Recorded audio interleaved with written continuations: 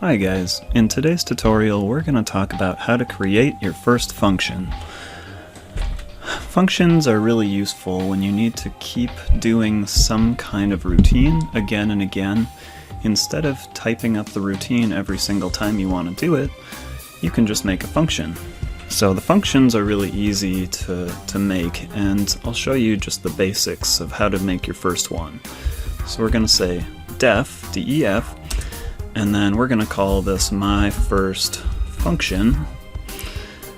And so once you do that, you start some parentheses, and then you're going to put the variables that you'd like to basically call upon every time you want this function to run. So what things do you want the function to take in so that it can manipulate those and give you some kind of an output?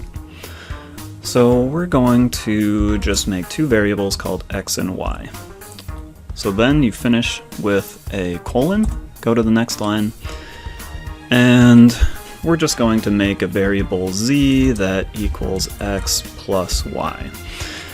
So this way we take in two variables and we're going to output a variable. And to output a variable we just say return, and then we'll put the variable name.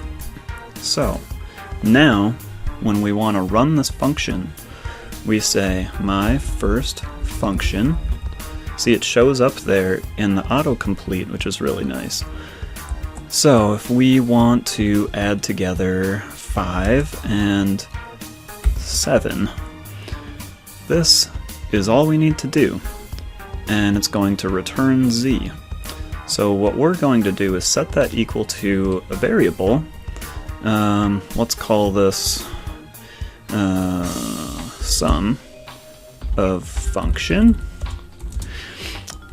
So now it's going to return this z variable and put it into the sum of function variable. So now if we do a print sum of function and we run this, it gives us 12, which is the sum of 5 and 7. So that's really all there is to it for making a very basic, simple first function. Thanks for watching. Bye.